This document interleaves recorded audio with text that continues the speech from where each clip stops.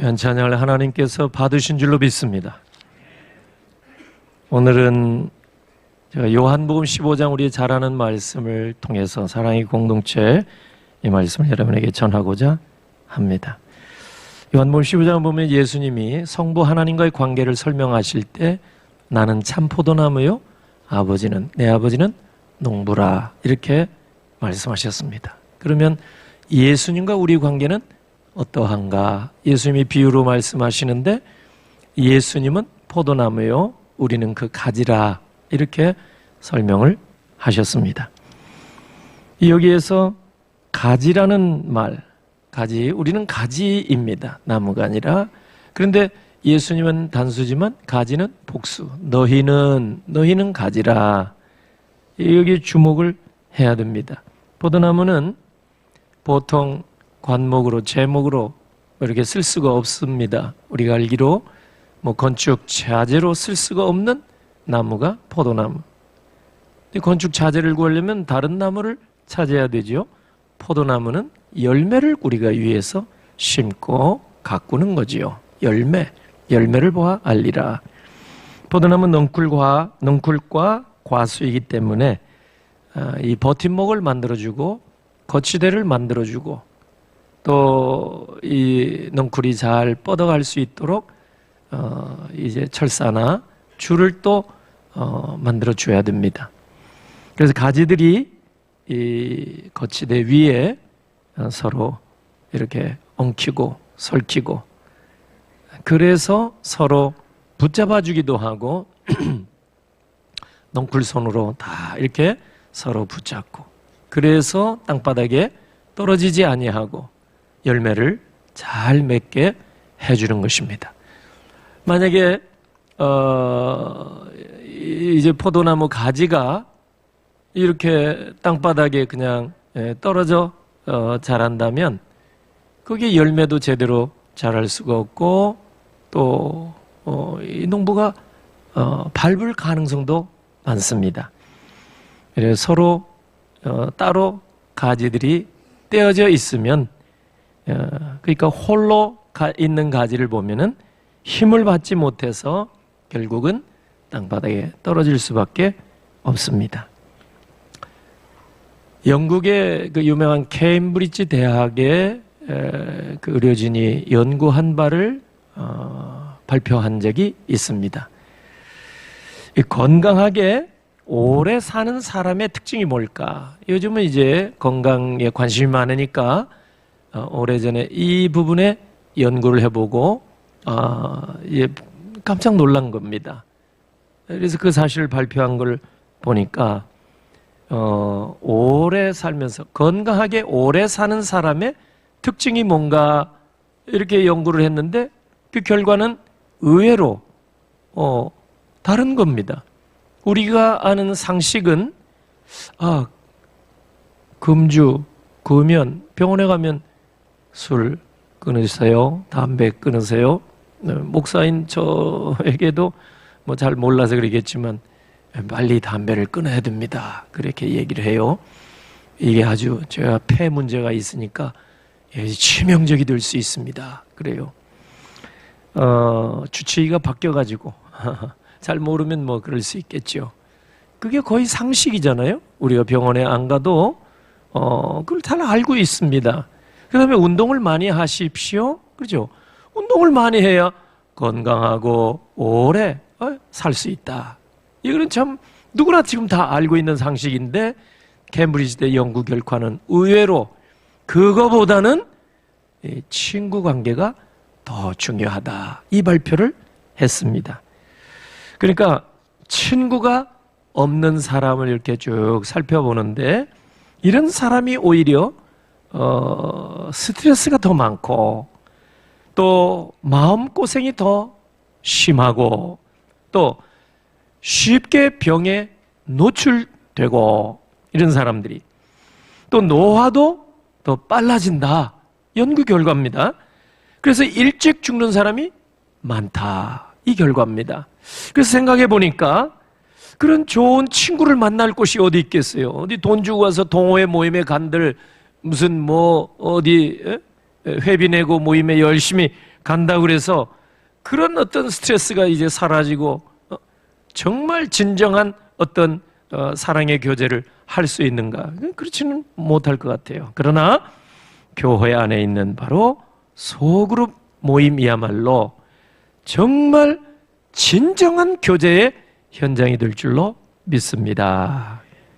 이 성도의 교제야말로 천국을 경험할 수 있는 정말 하나님이 주신 축복의 통로인 줄로 믿습니다. 여러분 요한 1서 1장 3절을 보면 우리의 사귐은 코이노니아라는 말이에요. 원문에 코이노니아, 교제, 펠로우십.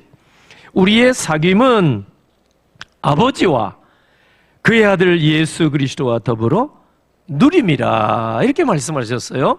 그러니까 진정한 교제, 진정한 코이노니아는 예수 그리스도가 계셔야만 가능할 줄로 믿습니다. 일부 예배 때 아멘을 한 번만 계속 하시길래 왜 아멘을 안 하시냐고 막 제가 다 거쳤어요. 예전에는 제가 설교할 때 아멘 제가 강조를 안 했어요. 근데 목회를 오래 하다 보니까 아멘을 해야 되겠더라고요. 사람은 일어서면은 앉고 싶고 앉으면 초대교회 때는 서서 예배를 드렸잖아요. 앉으면 눕고 싶고 누우면 자고 싶은 거예요. 눈 감고 싶은 거예요. 본능적입니다. 그래서 초대교회는 의자가 아예 없잖아요. 예배가 수세기 동안 예배 없이 예배를 드렸어요. 지금도 동방교회는 그런 전통이 남아 있습니다. 예배당 안에 그냥 홀이에요. 의자가 없어요. 그러니까 동방교회는 조는 사람이 없어요. 쓰러지는 사람은 있어도 조는 사람 없어요. 그 말이 그 말인가요? 아무튼 우리가 예배할 때 이렇게 하나님 말씀이 선포되면 아멘으로 화답하고, 아까 교도할 때도 서로 주고받잖아요. 또 기도 드릴 때도 대표 기도에 화답하는 거예요. 아멘으로. 이게 참 중요한 거예요. 이게 성도의 교통이요, 그리고 말씀의 교통이요, 또 하나님 안에서의 교통인 줄로 믿습니다. 예, 진정한 코이노니아. 그러니까 예수 그리스도가 없는 무슨 동호회다 돈을 주고 회비를 내고 가서 열심히 모이는 모임은 어느 정도 유익이 있는지 모르겠지만은 진정한 교제, 생명으로 나아가는 교제는 있을 수가 없는 거예요. 생명의 주 예수 그리스도가 계시는 그런 교제 공동체 안에는 생명력이 솟아나는 역사가 일어날 줄로 믿으시기를 바랍니다. 우리 교회 핵심 가치가 3가지입니다. 1년에 한 차례 정도로 말씀을 드리는데, 첫째는 영혼 구원으로 믿음의 공동체가 되자. 둘째는 나눔 운동으로 사랑의 공동체를 이루자. 세 번째는 소그룹 참여로 건강한 공동체를 이루자. 우리 교회 핵심 가치가 3가지란 말이에요. 이거를 우리 교회 성도들은 알아야 되고, 몰래 오신 성도는 잘 몰라요. 이걸 간첩은 몰라. 이 3가지 핵심 가치, 믿음의 공동체로, 사랑의 공동체로, 또 건강한 공동체. 그리고 우리 교회 그 비전이 뭐냐면 지표입니다. 지표는 지속적인 표를 지표라고 말합니다. 지표. 주님 오실 때까지 우리 교회 지표가 우리 주보 일면 우측 상단에 항상 나와 있습니다. 같이 한번 재창합니다. 시작. 열방을 인도하여 주님을 찬양하는 교회. 교회 밖에 모든 사람, 안 믿는 사람, 열방, 이 민족과 나라와 백성과 족속 모든 사람을 주께 인도해서 그들과 함께 하나님 앞에 예배하기를 하나님은 지금도 기다리고 계신 줄 믿습니다. 요한복음 4장 23절 24절 하나님이 찾는 사람은 예배하는 자라고 그랬어요. 예배하는 자. 예배를 하나님 앞에 드리는 거예요. 우리 하나님이 지금도 찾고 계시기 때문에, 그래서 우리는 주님 오실 때까지 이런 비전을 가지고 기도할 때마다 제가 재직 세미나나 또 설교할 때나 강의할 때 이 말씀을 드리는 거예요. 열방을 인도하여 주님을 찬양하고 예배하는 교회 되자라. 그리고 금년에 실천 목표를 정했어요. 2024년 교회 표어입니다. 실천 목표라는 게. 그리고 지표, 지속적인 표는 열방을 인도하여 주님을 찬양하는 교회. 금년 표는 뭐예요? 금년에 친밀한 교제 공동체가 되자. 한번 재창합니다. 시작. 친밀한 교제 공동체가 되자. 아멘. 친밀한 교제 공동체가 되기 위해서 대그룹 모임 예배, 주일 예배 참여해서 하나님의 영광의 임재를 체험하시고, 소그룹 모임에 참여하셔서 그리스도의 영적 임재를 경험하시고, 여러분 대그룹 모임을 통해서 하나님을 가까이, 주의 말씀을 듣고 기도하고 예배하며 하나님을 가까이, 소그룹 모임을 통해서 성도와 가까이, 그래서 친밀한 교제 공동체를 이루는 비전교회 되기를 주의 이름으로 축원합니다. 그래서 올해는 작년에부터 코로나 이후에 회복을 위해서 표어로, 실천 목표로 정했죠. 다시 회복하는 교회. 근데 금년에 사실 강조점이 어디 있느냐면 공동체성을 회복하자 이거예요. 교회. 하나님이 설계해 놓으신 우리 성도, 교회는 항상 공동체 중심. 그래서 하나님이 창세기 1장 26절 이하에 보면은 창조하실 때, 맨 마지막에 우리 인간을 창조하실 때도 보면 26절에 이르기를 하나님이 이르시되 우리의 형상을 따라 우리의 모양대로 우리가 사람을 만들고, 하나님이 삼위 하나님 공동체로 존재하신 분이에요. 그래서 그 형상대로 그 모습대로 인생도 만들어주신 줄로 믿습니다. 그래서 우리가 본질상 공동체로 지음을 받은 자다. 이것을 여러분들이 꼭 기억하시기를 바랍니다. 창세기 1장 31절에 보면은 하나님 보시기에 정말 이렇게 참 모든 창조를 기뻐하셨어요. 사람을 만들 때 심히 기쁘다. 그런데 창세기 2장에 가서 보면 18절에 아담 홀로 있는 것을, 혼자 지내는 것을 하나님이 보실 때 좋지 못하게 보신 거예요. 독처하는 것이 좋지 못하다. 그래서 공동체로 가정을 만들어주시고 교회를 만들어주신 줄로 믿습니다. 공동체가 이 본질이라 그 말이에요.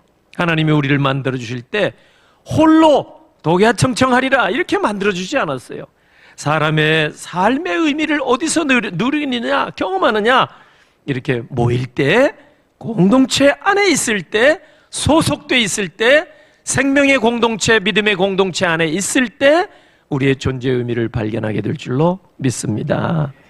여러분, 그래서 오늘 본문에 우리는 포도나무가 아니라 가지라. 가지라는 사실 우리가 잊어서는 안 돼요. 가지는 얽히고 설키고 덩굴손으로 서로 붙잡아주는 거예요. 한 사람이 패하면 두 사람이면 능히 이길 수 있다고 전도서 4장이 말씀하지 않았습니까? 예. 그래서 우리는 서로 얽히고 설켜 살아가야 된다. 그게 하나님이 설계해 놓으신 우리 인간입니다. 그래서 성경의 세상 말로 보면은 그것을 이제 같이 살아가야 할 운명이다 이렇게 말할 수 있겠지만, 성경 말로 하자면 성도의 연합입니다.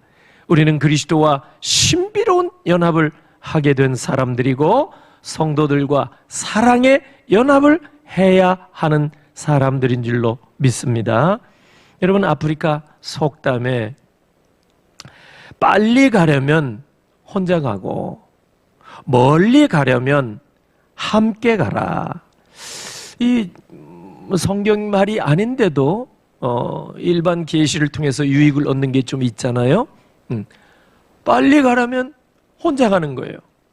제가 아무개 집사님하고 예전에 소풍 가서 2인 삼각 경기를 했는데 이 몸무게 차이로 인해서 그만 가다가 넘어졌습니다.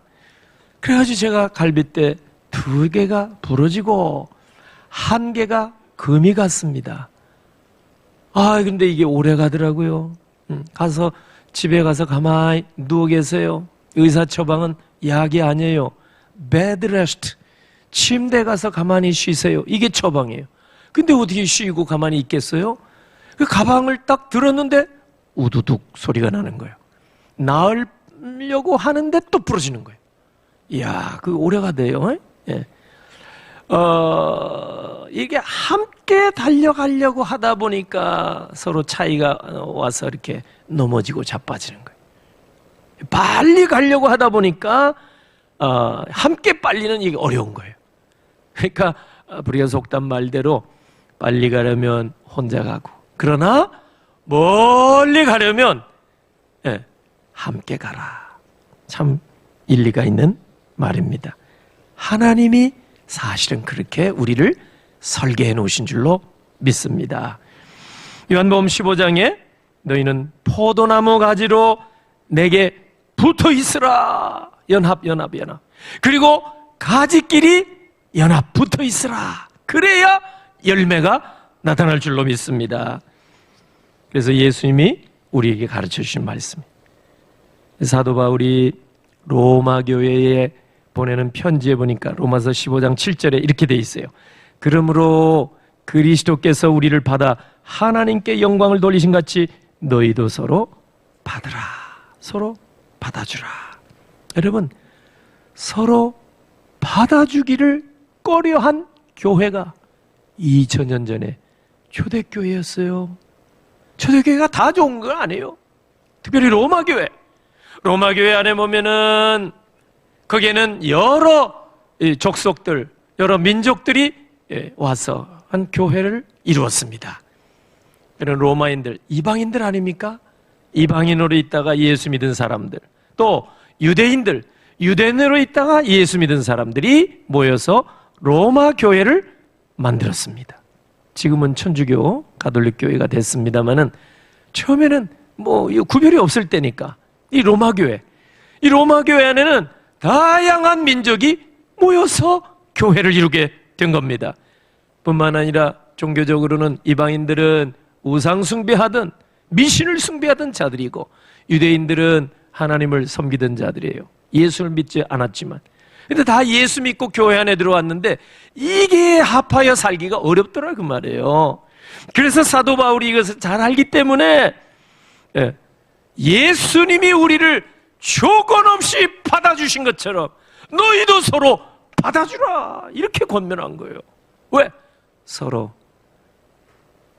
말은 뭐 형제 자매 하지만 마음으로는 멀은 거예요.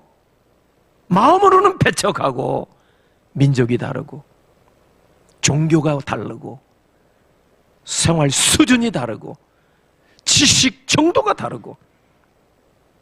사도 바울이 그것은 하나님 기뻐하지 않으신다. 예수님이 우리를 조건 없이 무조건 이렇게 받아주셨는데 너희도 서로 받으라. 로마서 15장 7절입니다. 여러분, 로마 교회만 그런 줄 아세요?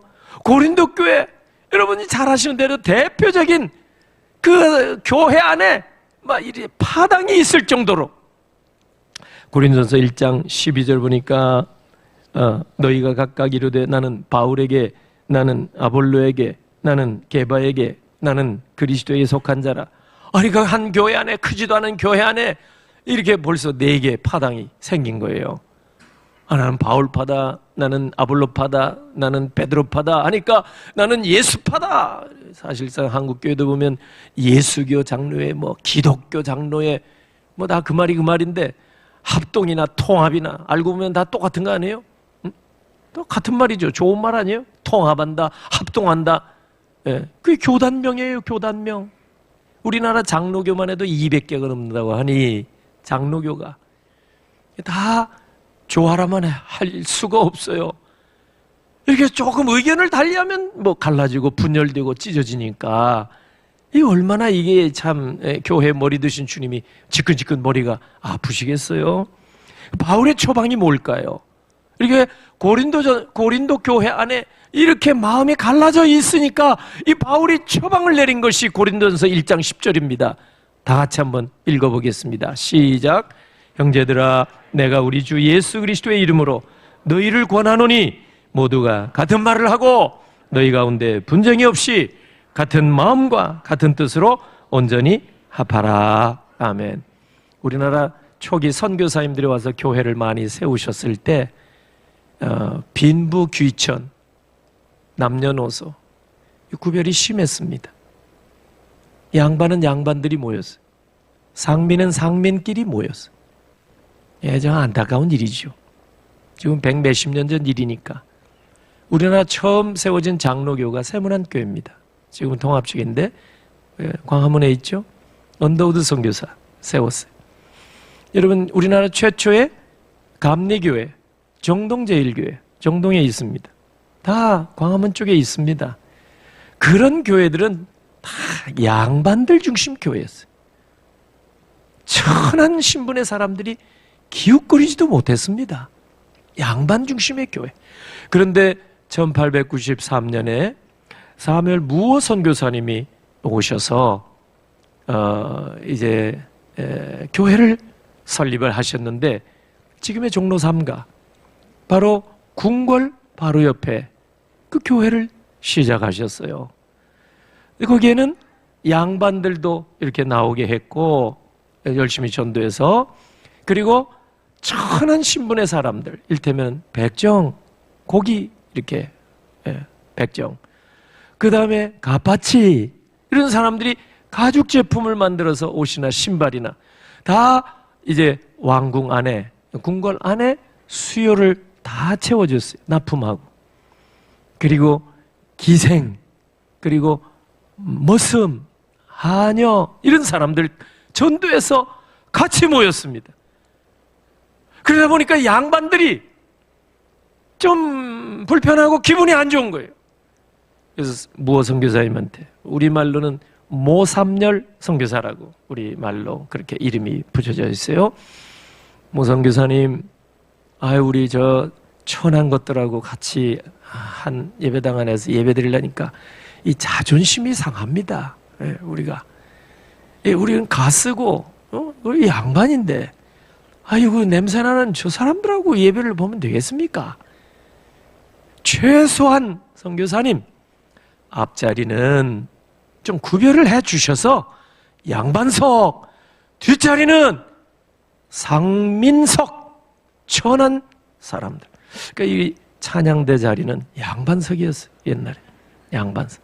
저 뒤는 지금 내가 누구라고 얘기는 않겠지만 천한 사람들이 앉는 곳이었어요.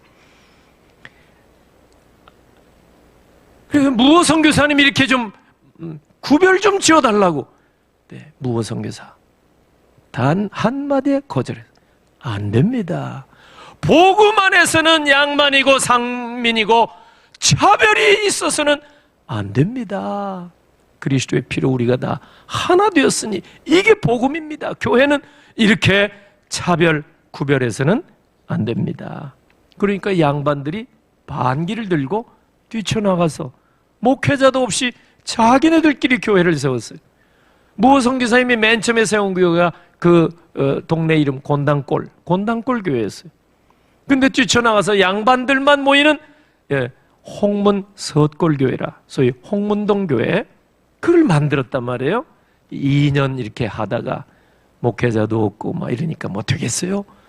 그러니까 다시 선교사님 찾아와서 우리가 말씀대로 다시 이제 그냥 같이 예배를 보도록 해주세요. 이래가지고 다시 재통합이 돼서 교회 이름도 바꿨습니다. 성동교회라. 지금도 그래서 인사동에 가면은 성동교회가 있습니다. 우리 교단 모교회나 마찬가지입니다. 여러분, 우리도 초대교회 보면 이렇게 반상을 너무 구별을 했어요. 양반과 상민을 따로따로. 여러분, 예수 믿고 하나님의 자녀로 거듭난 우리는 공동체로 하나 되어 살아야 될 줄로 믿습니다. 그런데 어떤 사람들 보면 나는 다른 사람과 엮이기 싫어, 첫사람과 엮이는 거 싫어, 나는 독야청청하리라. 여러분, 그거는 매우 이기적인 생각입니다. 하나님이 그렇게 만들어주지 않았습니다. 여러분, 잘난 사람, 못난 사람, 배운 사람, 못 배운 사람, 가진 사람, 못 가진 사람, 여러분 이렇게 차별이 있고 구별이 있으면 그게 교회입니까? 그리스도의 피로 하나 되게 하셨는데 왜 복음에 역행하는 거 아니겠습니까? 교회에서 여러분 여러 가지 섭섭한 일이 많이 있잖아요.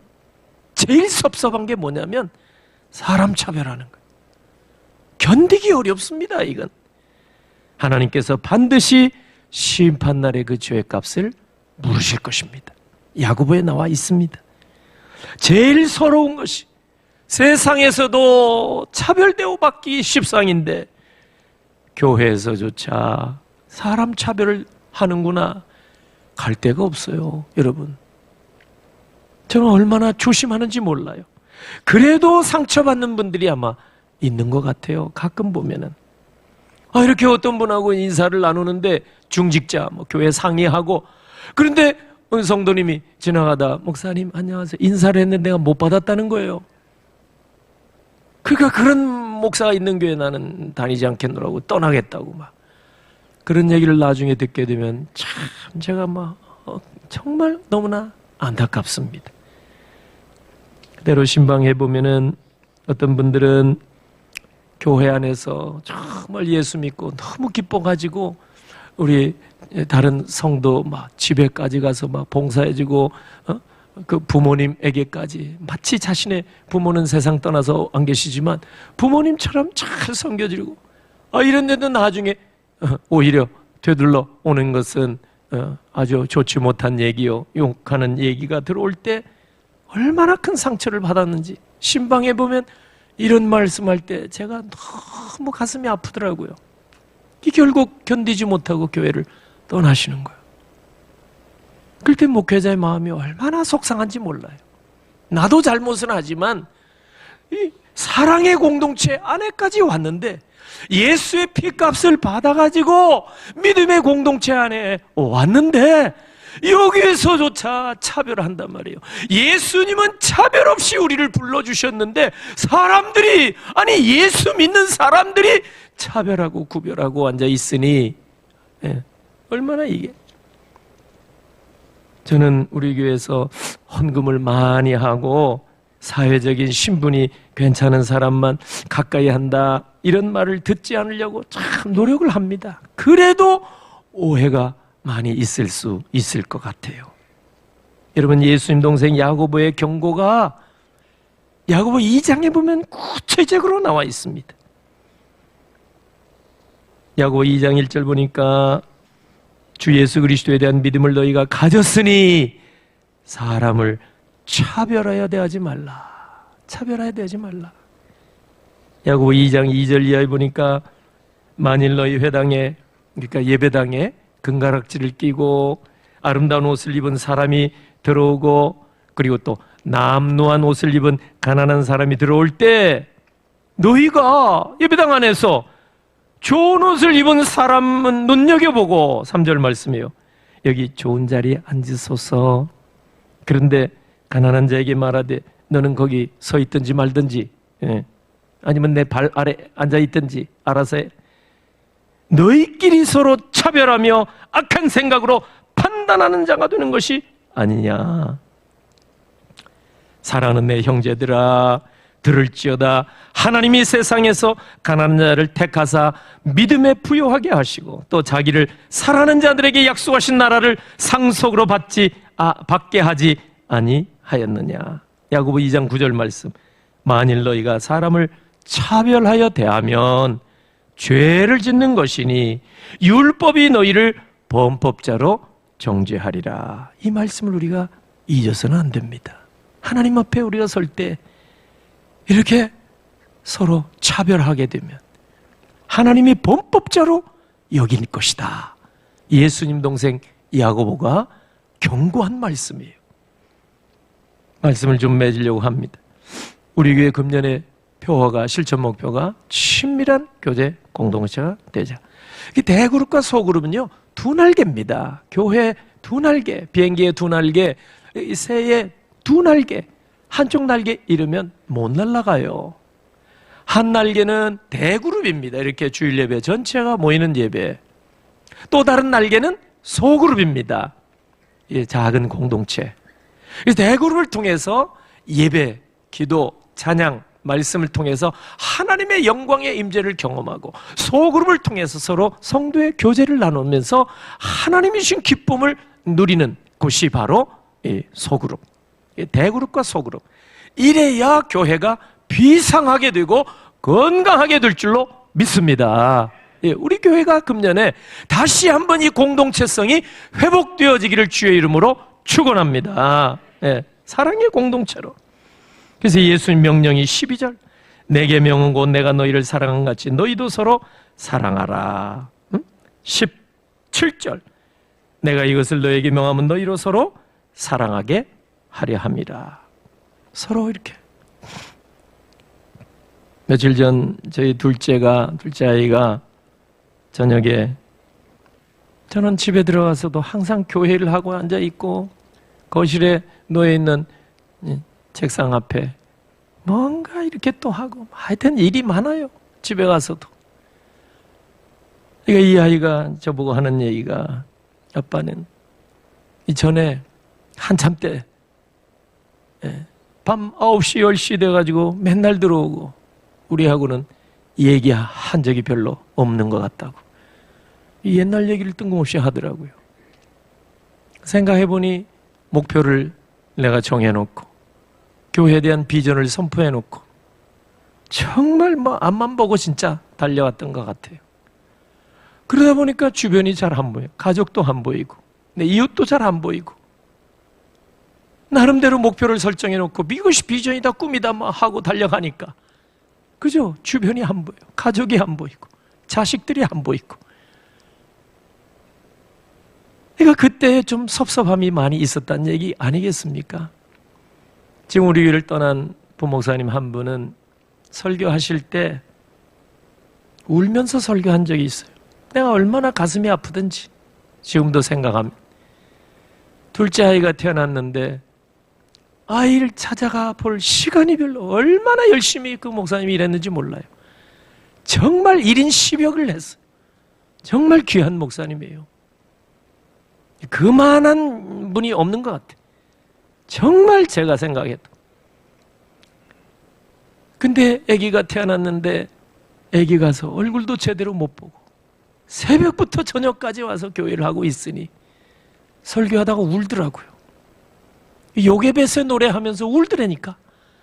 모세 그 핏덩이 떠내보내는 그 얘기하면서 내가 마음이 찢어지는 것 같더라고요. 여러분, 주를 위해서 희생하는 자에게 하나님은 반드시 그 삶을 책임져 주실 줄로 믿습니다. 우리가 정말 인생의 성공의 목표를 정해놓고 열심히 달려가는 것도 좋지만 너무 우리 한국 사회가 그러다 보니까 성공지향적으로만 살다 보니까 주변을 다 놓쳤어요. 이제와 돌아보니까 얻은 것은 있지만 잃은 게 너무 많은 거예요. 그래서 문제가 많고 마약 문제로 이렇게 아까운 사람들이 막 죽어나가고, 서로 미워하고 싸우고 서로 상대를 막 죽이기까지 하고, 이 무서운 사회가 어떻게 해서 이렇게 비롯이 됐을까? 여러분, 내가 정한 목표를 달려가다 보니까 주변이 안 보여요. 하나님은 분명히 말씀하셨습니다. 오늘 주님은 12절에도 17절에도 내 계명은 이거다. 나는 포도나무, 너희는 가지니까 서로 얽히고 설키며 하나님이 주신 그 은혜와 사랑을 공동체 안에서 경험하며 너희들이 아름답게 살아라 이 말이에요. 너희도 서로 사랑하라. 이것이 내가 너희에게 가르쳐준 당부하는 말씀이다 이 말이죠. 17절에서도 똑같은 거예요. 내가 너희에게 명하는 것은 서로 사랑하게 함이라. 성공한다고 뭐에 좋은 학교 들어가서 뭐 하겠어요? 그 다음에 좋은 대학 가고 나서 교회도 안 나오더라고요. 가기 전까지 막 기도하고 막 이러다가.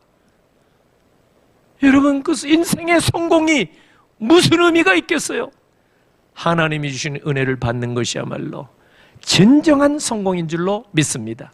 어찌하든지 금년에 대그룹과 소그룹 모임 안에 여러분이 참여하셔서 하나님이 주시는 그런 은혜, 영적 임재를 충만히 받으시고 미제 한 해 정말 거침없이 힘없이 어떤 일이 닥쳐 올지라도 믿음으로 돌파해 나가는 여러분 되시기를 예수 그리스도의 이름으로 축복합니다. 아멘. 기도합니다. 할렐루야. 하나님 아버지 은혜를 감사합니다. 이 시간 주님 앞에 존귀한 말씀을 듣고 마음에 결단하며 준비한 예물 하나님 앞에 올립니다. 하나님, 구별된 모든 예물 하나님 받아 주옵소서. 약속 믿고 올리는 예물입니다. 정한 예물입니다. 감사의 예물입니다. 또 남편 일주기를 맞이해서 강단에 헌화하는 귀한 권사님, 이 헌물을 받으시고 하늘의 위로와 소망이 넘치게 하시고 여생의 복을 덧입혀 주옵소서. 하나님 아버지의 결혼 50주년을 맞이하여 온 자녀들과 함께 하나님 앞에 이 강단 헌화로 영광 올려드립니다. 귀한 집사님, 권사님 해로하시면서 하나님 주신 분복을 평생에 누리게 하시옵소서. 하나님 또한 여러 가지로 다음 세대 기도하며 건축 예물도 올리오니 귀한 손길들 위에 예비하신 은혜 넘치도록 자손의 복을 또 허락해 주시옵소서. 축복하옵고 예수님의 이름으로 기도하옵나이다. 아멘.